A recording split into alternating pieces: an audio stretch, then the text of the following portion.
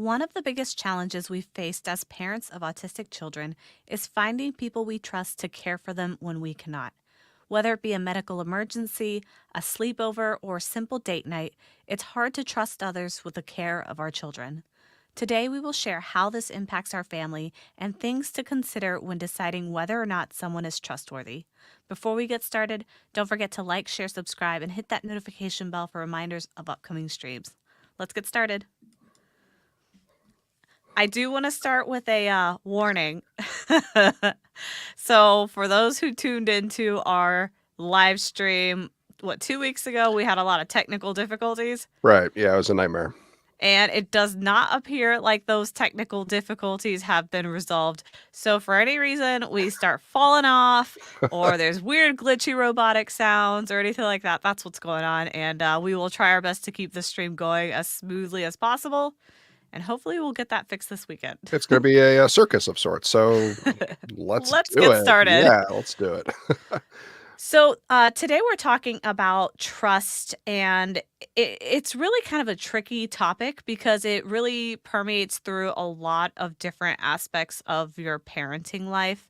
So, for us, it has come up mostly with just childcare. So, we in general have a hard time finding people that we trust enough to be able not to like necessarily like harm our kids or anything like that, but just to have the skill set and the patience to handle our kids appropriately, basically. I was going to say, for the most part, if you think about it, outside of like immediate family, we don't really have much of like a like network of sorts that's like capable of like taking care of our kids. I mean, we do have like the therapists that they go to, I mean, for their individual sessions, and obviously we trust all the therapists because like we've been with them for a while and we can see how our girls react to them. But outside of like essentially like therapy and like family, I find that like our web of like people that our kids are like able to stay with is very, very small and limited. Yeah.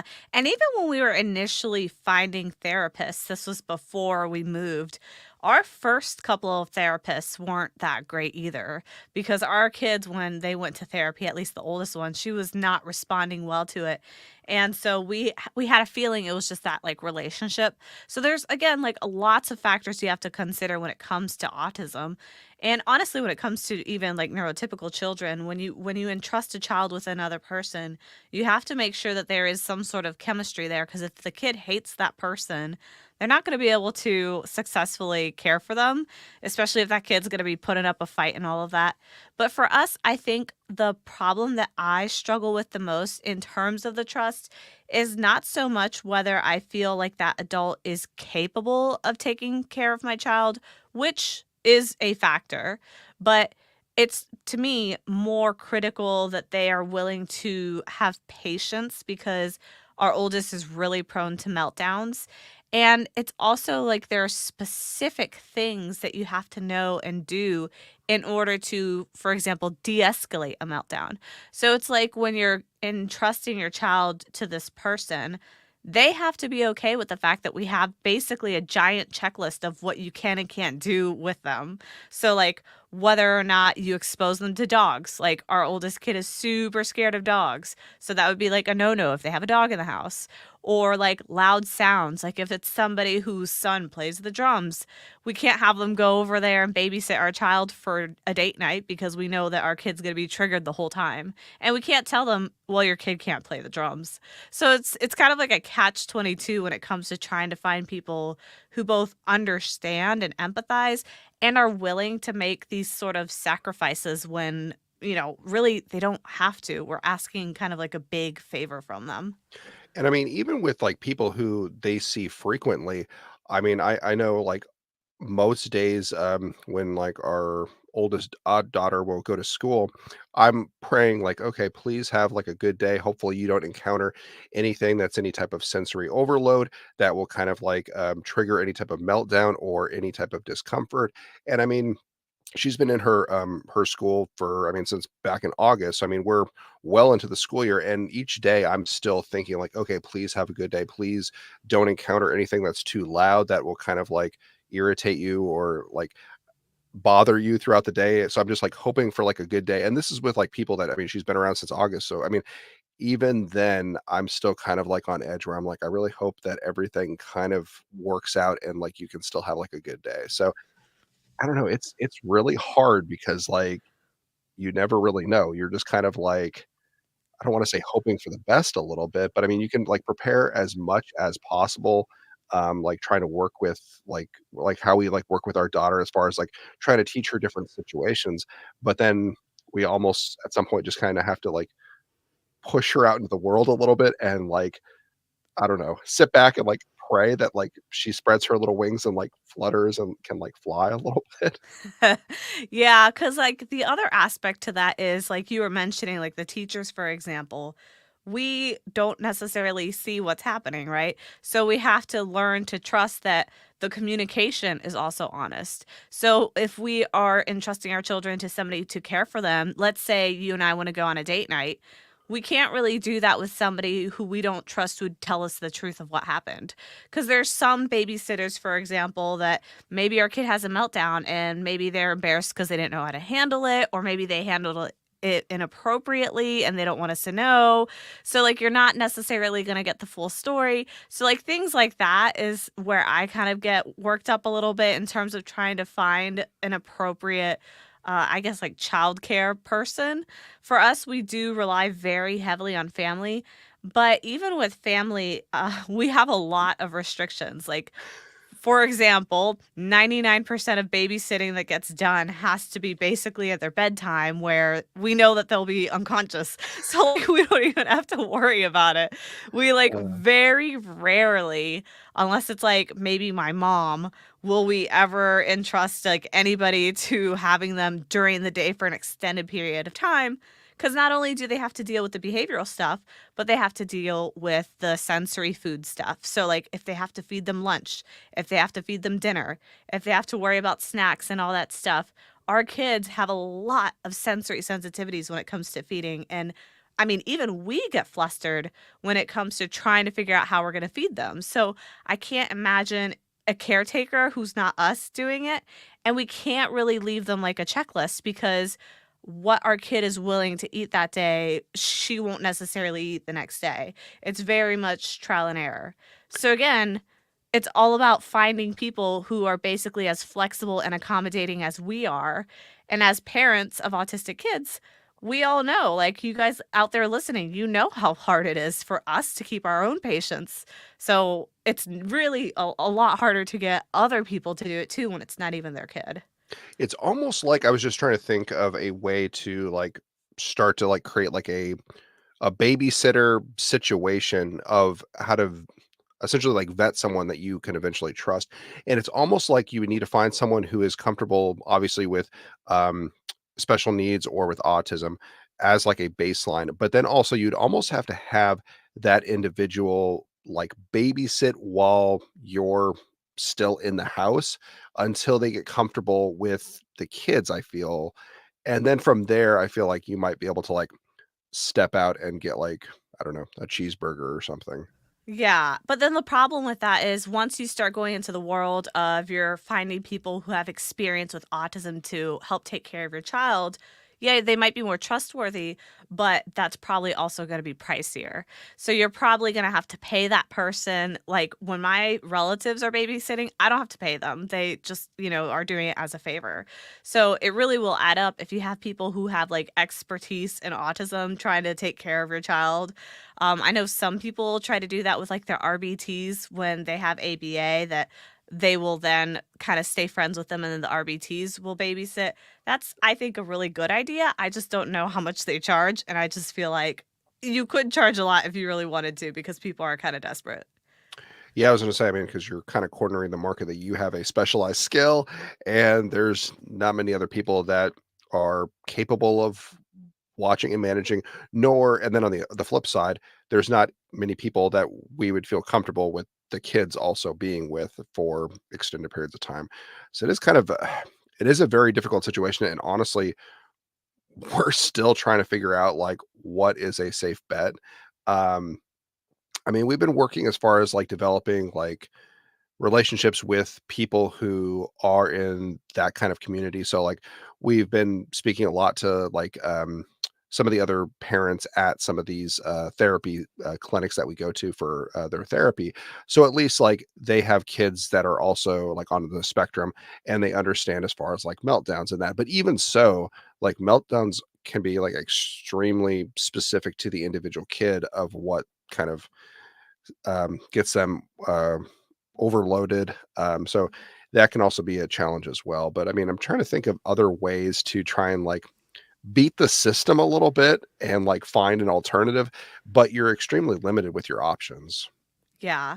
I know that the other thing that we've experienced is because we have 2 autistic kids, it's even harder because if you have kind of like a one-on-one childcare situation, it's a lot easier to manage.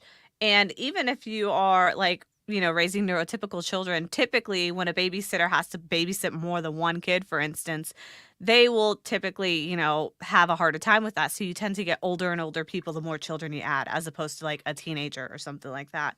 But when it comes to autistic children, pretty much anywhere you go, like if you're going to school and you're getting like a one-on-one aid, it's a one-on-one aid for a reason because one autistic child alone tends to need a lot of that one-on-one attention. And so with us having 2 autistic kids, it's even harder because unless that person is tremendously skilled or has a very good relationship with our children because they've been around for a long time, it's going to be really hard to juggle 2 different kids. Both are autistic, but they have very different profiles. So, like, they have very opposite sensory profiles, they have very opposite behavioral profiles. So, you can't even use the same technique for both. So, that's kind of what we have been running into. And I think the most success that we have had has been relying on family, but that's kind of few and far between since they live several states away. Right. Because without family, then it's basically like us or whoever we can find to help us with that. So, yeah, I mean, yeah, it's definitely challenging. But I think that kind of going back to some of our other episodes as far as like working on building like your community, like if you're, or did we say community or tribe? I can't remember what the terminology was. They're So, interchangeable, doesn't matter. so like if you're able to like build like your tribe and or community, whatever you want to use, and you're able to have like your kids around these potential adults who, well, I'm assuming they're the people who are watching them are hopefully adults, um, but hopefully they can build some type of rapport with them, and they know how to interact and work with your kids should they have any type of meltdown or any type of sensory overload or anything like that. Yeah, so basically what we've tried to do is just build those networks and connections. So like our kids go to Sunday school every Sunday and they have people there that are not professionals in any way when it comes to autism or special needs, but they're empathetic to special needs. And so we have built some rapport with them, and we do feel like we can trust our child with them because they've showed us that they're very empathetic to autism and autism symptoms and all sorts of autism related things. And so we feel safe there being able to one day a week drop our kid off for like an hour and a half, 2 hours, and have them take care of our child. And we have not had any issues. So far, we've never been called for any sort of like meltdown behavior or anything. They put in accommodations, they'll give earmuffs, they'll check in. They even, if they feel like it's an off day, will have like a one on one, like a teenager buddy come up and help that child. Um, but we have not had an issue there. So what we've been trying to do is trying to seek out these sorts of connections in our community, whether it be in the church, whether it be people at in the school system that maybe they're looking for like an after school gig, especially in the summer. There's people who are kind of like part timers that in the summer they might be looking for some extra work, and we've been trying to find it that way. We've also put together like a social network in our local Facebook community. So I put together a local Facebook autism community. And in those local communities, you can often make connections online too because RBTs or people with experience will be in those groups and you can ask if there's anybody there available for childcare. And that to me is something that I find a little more comforting because again, it's somebody who has experience with autism. So that's a couple of the things that we have tried But again, our kind of go-to is basically relying on our family and going at night. But you did raise a good question as far as, like, for, like, Sunday school because they love going to Sunday school because we do it every week, and, that's just a routine. But we have been adding other things in their routine of places that they go, so it does, give them a bit of interaction as well as gives us kind of, I don't know, time that we can spend together. So, one other thing is, like, they have a special needs, ballet. So, every, um weekday. Thursday? Yeah, I'm trying to remember what day it Every was, hold on. Thursday. Yes, every Thursday night, they go to that for, like, 45 minutes, and it's super helpful. They have, like, a buddy that they assign to each of the kids, and it's all special needs, so, everyone knows how to engage, with them, and it's a relatively small group, so not everyone's overwhelmed, and they have since they have a buddy, they can help each individual child, and so that's, I mean, like, a 45-minute, little social interaction. Our kids love it because, I mean, they're really, really into dancing and ballet. So they get to wear their little tutus and go dancing. And then for like Lee and I, it gives us 45 minutes if we wanted to go get like a cheeseburger or something. I was like, "Don't pause because people think you're implying something Well, else." I was gonna say Subway, um, but I know that you hate Subway, Yeah, I don't so I'm like like, footlongs. well, we're not gonna go to Subway. We'll I'm get gonna stop. while you're ahead, or Oh gosh. Okay, but back to the subject.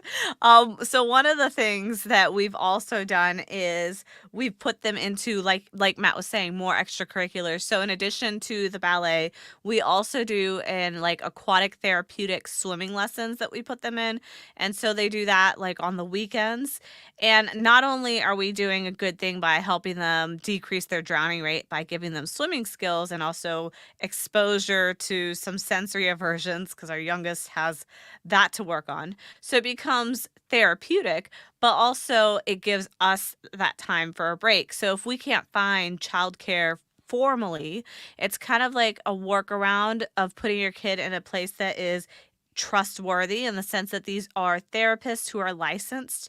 At least for the program we're in, the people who are running the swimming lessons, for example, they're actually OTs, PTs, they're actually therapists who are working with them. So we try to put them with people that we feel like totally understand disability and are able to work with them. And then during those times, we can kind of take a little bit of a break for, yeah, like lunch or a snack or whatever it may be. yeah, so we're always looking for like new opportunities because I think us getting them out into society, trying new things, I think, I mean, it will kind of open their world a little bit to like all the different opportunities that they can have and different exciting things they can try. Um, I would really love to try and get them into like horseback riding or something like outdoorsy. I think that'd be great. Obviously Except for that their phobias. well, I was gonna say, but also that takes on like all sorts of other risks because like they're very much like elopement. So like when they're on the horse, I think like they'll be good, but like heaven forbid they like get on the ground and yeah, they might be like Yeah. off. But now that you mentioned the elopement, that's another issue that we've had with trusting people to take care of our kids. We have certain family members that are more educated in autism than others. A lot of it is just like us doing all the talking and whether or not they absorb it. But basically, what we've found is like with some relatives, we feel really comfortable with being like, okay, yeah, you can take them outside to the playground, for example.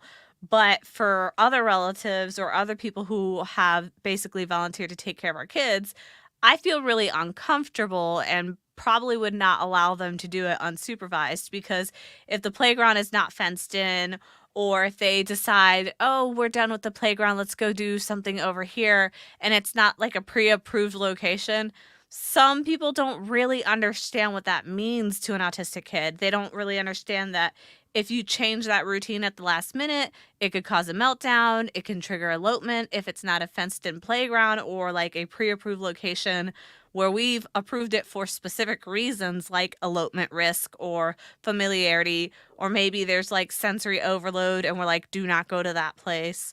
Sometimes people don't take us seriously. and they don't take the autism seriously and they think we might be exaggerating, and they'll be like, "Oh, they'll be fine. You guys are just kind of helicopter parenting. You're kind of babying them. We're going to go do it anyway." And then of course it triggers our kid. Our kid does elope and they do go into a meltdown. So that's another area of like the trust cycle that we kind of struggle navigating too, is like how to be kind of tough and push for what we feel is appropriate for our kids without really straining those relationships. Yeah, it is always hard. I mean, I'm just thinking about like the times that people are thinking like, "Oh, you're just still not figuring out the whole parenting thing. Oh, like everything is fine, like, we can do whatever with, like, the kids," and we're, like, just sitting there, we're like, "This would be absolutely train wreck if we tried to do whatever the activity is," because, I mean, we know our kids, we know, what challenges they have, we know what sensory, struggles they, are, dealing with, and it's just interesting to see how quick people either they don't understand the dynamics to autism fully, or they haven't been around like our kids enough, and they just think like, "Oh, this is fine, kids, this is what kids do," or "This is where what you do with kids," and it's like most of the time when we go to the playground, I'm already thinking like, "Okay, how can we find a way to exit the playground?" Because I mean, obviously we'll stay there for like an hour or whatever, depending on time limits. But I always have in my mind, like, okay, how can we make sure we have a smooth transition out of the playground? Because if I just suddenly decide, like, oh, we're leaving, like, let's go, it will be a total meltdown. I mean, there's no way around that. So I'm always trying to think of like, okay, how can we do a nice transition where the kids feel that they are capable or in control of the situation, that they don't resort to a meltdown. And I'm like, yeah, if we go with someone who doesn't have a care in the world, it will just be an absolute like train wreck or dumpster fire, whatever you want to Well, God forbid they analogy. use an actual countdown or a actual timer, because Right. that's what a lot of people do, and our eldest child is extremely averse to those. Like, that will send her, she will definitely elope if you do that, and she will have a complete meltdown. Well, even I mean, just for a small little example, even, her special education teacher, when she was taking a standardized test, she informed us, like, she does not like stop signs because on the standardized test, it would have, like, a stop sign that would pop up and let her know, like, "Okay, you're done." And so she was saying, like, that set her off. She did not like the stop sign, and then even, when they were doing, like, a, like, paper test, there was, like, a little stop sign at the bottom. She was like, she did not like that stop sign. I was like, "Okay, this is good to know moving forward because we haven't really encountered Yeah. anything like that." But I mean, again, like until you experience it and and you build some type of like rapport, like you don't really know what challenges and struggles each individual kid has until it's either brought to your attention or you kind of stumble upon it yourself. So, oh gosh, Yeah. yeah. So that's like, just the typical struggles of being a parent to autistic kids, is like you really can't, for the most part, have those date nights or have those moments to yourself as a couple, or even if you are a single parent and you just want to be able to watch a movie. Like, it's really hard to do if you don't have that trustworthy network. So for us, we are working really hard on building those networks. So whether it's just the one or two people in our family that we trust, we know we can trust them fully. Or if it's maybe building relationships within our community, whether that be at church, whether that be other parents of people who understand. It might not even be parents of autistic kids, but maybe they're an aunt to an autistic kid, or maybe their kid has a different special need and they can empathize with that. So, like, just making any sort of connection with somebody who is at least willing to listen to you and not think or jump to the conclusion that you're just a helicopter parent and you're exaggerating. Because that to me has been very dangerous. It's like when people do that and make that assumption, because not taking us seriously can literally result in like our child potentially getting into significant danger.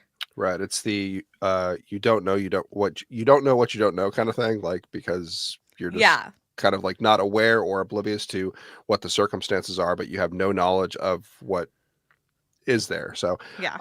yeah, but I mean, I would definitely, I mean, depending on your area, I mean, there are programs that have like special needs activities and such. And I mean, we're still relatively new to our area, so we're still always on the lookout for like new opportunities for activities that like our kids can get in. But yeah, if I mean, if anyone has any good ones that they've encountered, uh, let us know. I mean, and We we'll have We have found in our local community a facility that does do like a monthly respite night. And in doing some digging, I have looked around some surrounding counties, and it does seem like other counties have that. So that's another thing that I would recommend is to take a look in your counties. Usually these are run, in my experience, by local churches, or they might be by like local schools that are like private schools. Um, and what they will typically do is hold like a once a month or like once a quarter respite night where you can drop off your kid for like 2 or 3 hours. Usually it's free, and they will take care of your kid. They'll provide the kid with food, entertainment, things like that.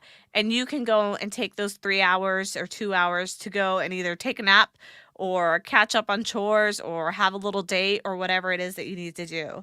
And, like, ever since we discovered that, like, that has been amazing for us.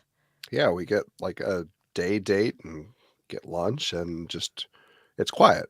We can actually see each Yeah, other we because we don't have to date in the dark. well, I was gonna say, but also we can have like a like adult conversation, which like what is that nowadays? Like, I We can mean, listen to our own music in the car. It doesn't have to be some sort of, like, Bluey yeah, theme sing song. along, yeah. So it's just you kind of feel like you're I don't know, you can have like a conversation, just be yourself a little bit more and not be like parent mode. So Yeah. um no, it's definitely a good opportunity or a good activity to try and look into. So I mean, I would always, yeah, keep on the lookout for new things that your communities have because like each thing that we find, we try it with the kids just to see how they like it, if they're up for it. And I mean, we've had good success with the different activities that we've introduced them to, and it kind of broadens their horizon a little bit to new experience as well. So we're all for it. And if you can't find it, there's two things that you can do. One is, again, I recommend the Facebook groups because that's where you find them. So if there's a local autism Facebook group, ask around in there and see if anybody knows of any of these types of organizations. If there doesn't happen to be any whatsoever, then go to wherever you have the strongest connection, whether that's like your church or local YMCA or whatever it may be, wherever you have some sort of connection or some sort of relationship with the people who run things, and make a suggestion. Like we did with our local church, we made a suggestion to start like a special needs parent support group, and they were really receptive to it. So if you cannot find some of these things, you can try to find the connections to then make the suggestion and start something like that in your local community. Yeah, I mean, you raise a good point because like most of the time we're not aware of like what other people in the community need. So if we are one voice just mentioning something, someone else might kind of run with that idea and be like, "Oh yeah, I know like three other families who are also in a similar boat." Who are also in like a similar boat and like could benefit from this as well. So you don't actually know until you start reaching out or finding these groups who is in a similar situation to you. And therefore you can kind of like collaborate or kind of like work together to get something going. Yeah. I will say though, the hardest part of this, I think, is more when things are spontaneous.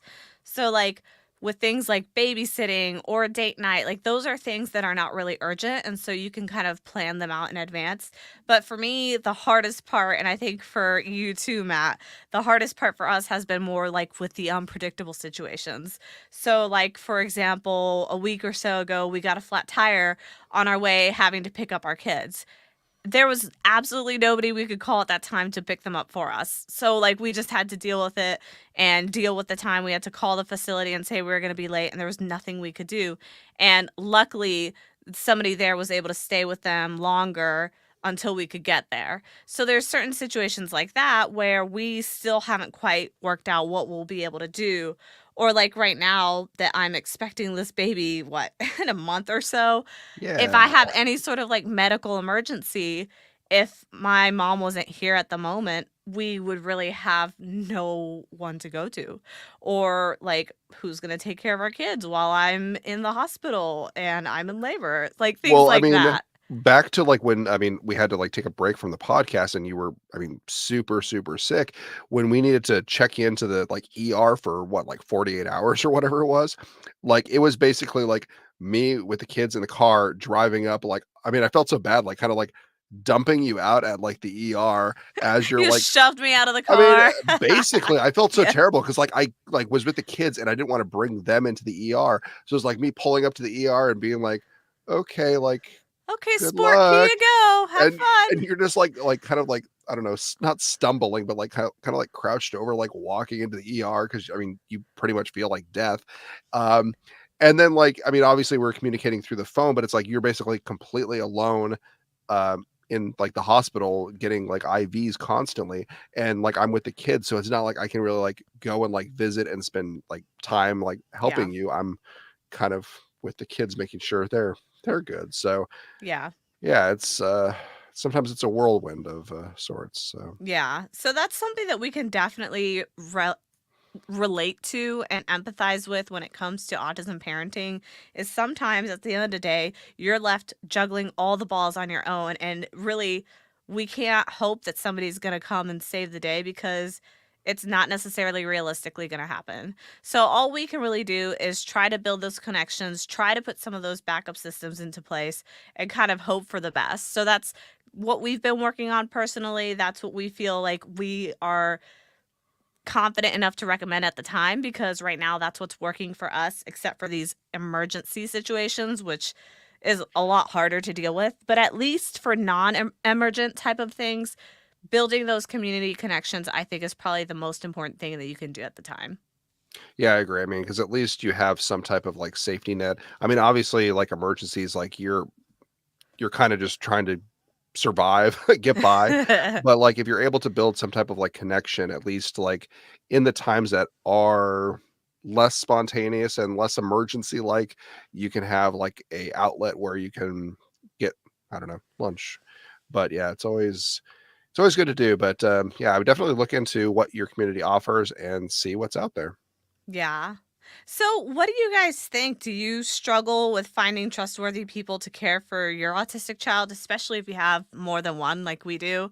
Or does something hold you back from building or developing that trust? Do you feel like you just absolutely cannot trust somebody else to take care of them and you just are not comfortable with it at all? If you found any other workarounds from the ones that we've mentioned, what are some of those workarounds? Like, we'd like to know because we're still testing ours out and totally open to new ones. You can go ahead and let us know by either sharing your thoughts in the comments on YouTube or Facebook at Autism Wish, or you can continue the conversation with us on our private Embracing Autism community. Before we go, don't forget, become a member today at autismwish.org for exclusive access to that private Embracing Autism community. We have support groups in there that are voice, video chat. They're drop in, drop out. You can basically chat whenever you'd like, as well as a lot of other resources like printables and state by state resources and a ton more. Thanks for hanging out, everybody, and we will check you out next week. Alright. Bye. Bye.